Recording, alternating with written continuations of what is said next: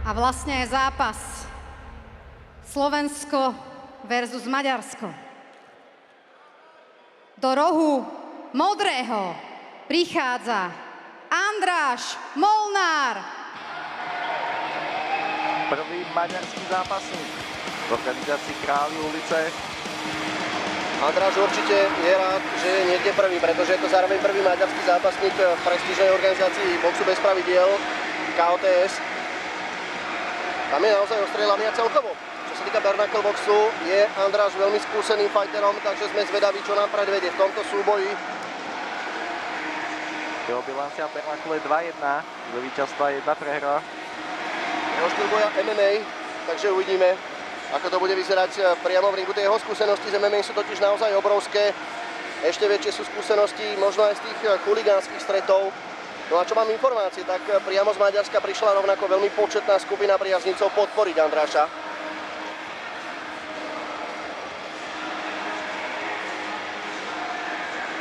Ja som sa s ním včera na vážení rozprával, povedal mi, že nevadí mu, keď bude mať nejaký kat. Dôležité je, aby nemal nejaké zranenie oka alebo zubov. Samozrejme spomíname si na zápas na minulom turnaji. Panky tam dostal nepríjemnú ranu. Za Slovensko nastupuje do rohu červeného Tomáš Valko. Áno, bol to zápas Viktora Konorta s Milanom Punkim, takže akurát som chcel povedať, že no to sa tu občas stáva, také veci s tými zubami. Tak ale dúfajme, že sa nič také nestane, obaja odídu zdraví z tohto zápasu a ukážu pekný výkon. Tu už máme Tomáša Valka. Ja Tomáša registrujem mimo Králi ulice, ja si ho pamätám na zápase z Fight Night Challenge, to je historicky prvý zápas vo fackovaní, mal s Maťom Királim. Aj ho vyhral, ak sa nemýlim, možno sa mýlim, zase mi, že ho vyhral. Vyhral. Takže takto si aj registrujem Tomáša Valka. A teraz si vezmi ten skok z fackovanej do boxu s holými pestami. Každopádne prehral s Danom Vincem na Králi ulice 2. Takže motiváciu je postarané, treba si napraviť chuť. A je to skutočná ťažká váha. V porovnaní s Andrášom má o 15 kg viac. Uvidíme, či to bude hrať nejakú rolu. Skúsený zápasník z týmu Lokša Boxing Team. Uvidíme, čo nám predvedie. Poďme si oboch borcov predstaviť priamo v ringu. Oboch chalanov si predstavíme. Roh modrý, 95 plus skill, 189 cm, 31 rokov, štýl boja MMA. Andráš Molnár. Proti nemu roh červený, 95 kg plus, 187 cm, 37 rokov, štýl boja box a ulica. Rozhodcom v tomto zápase je Martin Navrátil.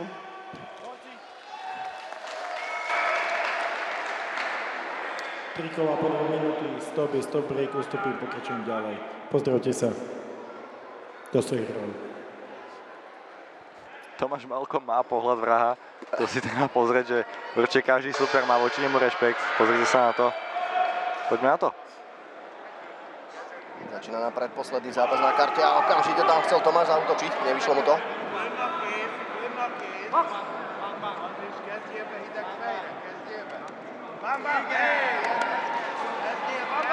Tomáš Valko sa snaží natlačiť k superovi, dostať sa mu na telo.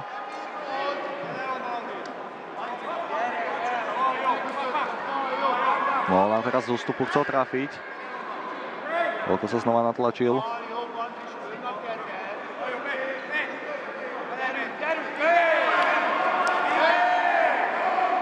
Valko tráfa zatiaľ nepresne. Ale je to pomerne aktívne na to, že je to súboj dvoch ťažkých váh.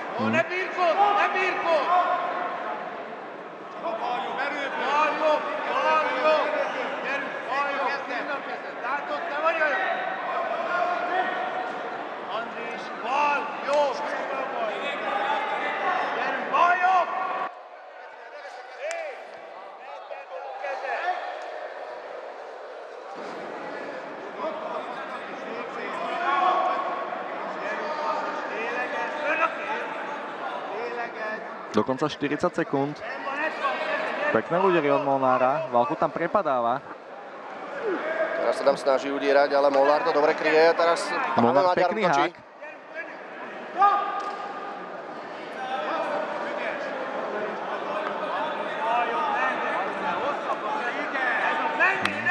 Pekná pretiahnutá od Molnára.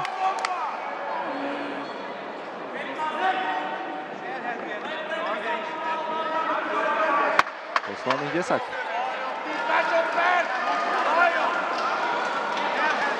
Opäť Válko sa snaží pracovať. Tom klinčí. Je to koniec prvého kola. A Cyrilovi Pažitnému teraz spadol veľký kameň zo srdca, že sa dostávame cez to prvé kolo. Že budeme vidieť tú akciu naozaj veľmi kvalitného zápasu. Dneska sme sa málo kedy dostali do druhého kola, tak určite to vychutnáme. Súboj dlhší ako 2 minúty. Ono v podstate Andráš Molnár sa netají tým, že jeho momentálna doména je práve Bernakl a obaja vlastne vravia o tom, že ich cieľom je titul tejto váhovej kategórii, takže uvidíme, či sa k nemu prebojujú, ak to sa k nemu možno prebojuje v tej šanci on zabojovať skôr. Cyril Pažitný mi aktuálne hovorí, že neviem, či si neberú príklad zo mňa, že to ukončil všetko v prvom kole.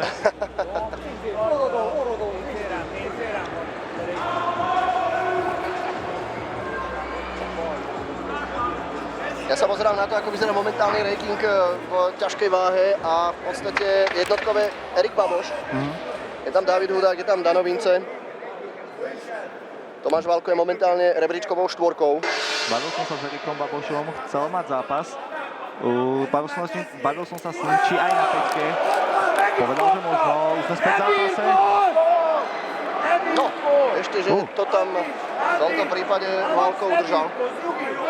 Divoký úvod druhého kola. Válko tam prepadáva tou hlavou nižšie a Molnár to podchytáva rukou. Opäť. Už tam je varovanie pre Tomáša Válka.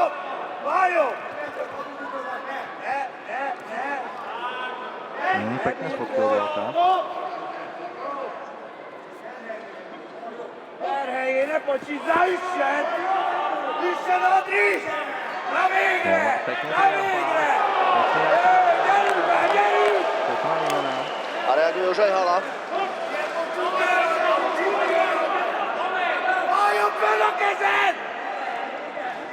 Molnár teraz pekne trápa.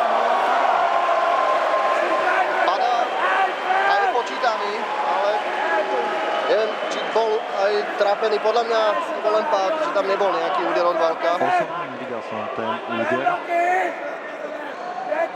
Ale Molnár je počítaný, ale budeme pokračovať v zápase.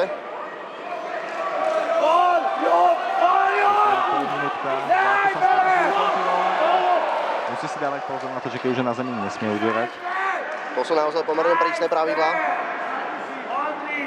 Andráš Molnár po druhýkrát v zápase počítaný, ale myslím si, že opäť to počítanie zvládne.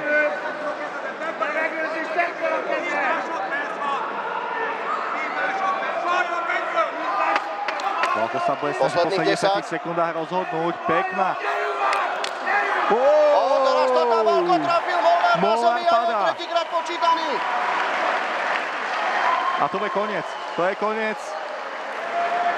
Ešte oficiálne nie, ale Molnár sa Je nepostaví. koniec. V Válko posledných víťazí. sekundách to už bolo odkopaných 10. Tomáš Válko v závere druhého kola tam zaútočil a Andráš Molnár šiel k zemi. Pekný zápas oboch strán.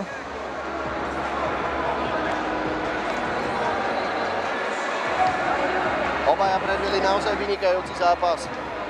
Fantastický súboj. V podstate takmer celé 4 minúty sme videli veľmi aktívny zápas a poďme na vyhlásenie víťaza. KO v druhom kole vyhráva roh červený Tomáš Válko.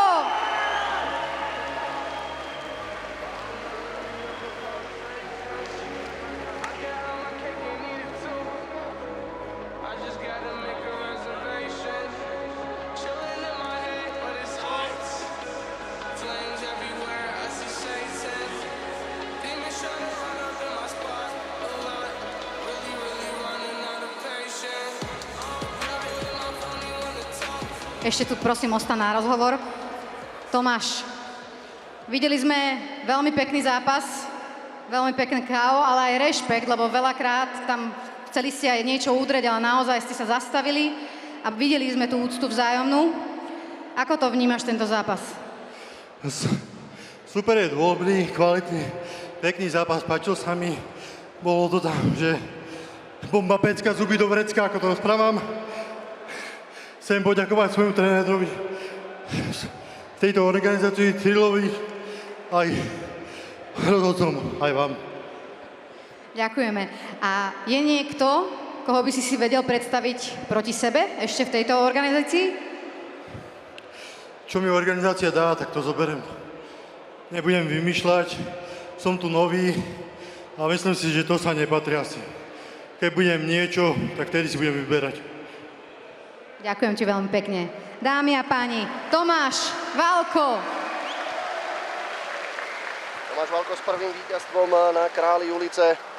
Čo by ho mohlo možno posunúť aj v rankingu ťažkej váhy?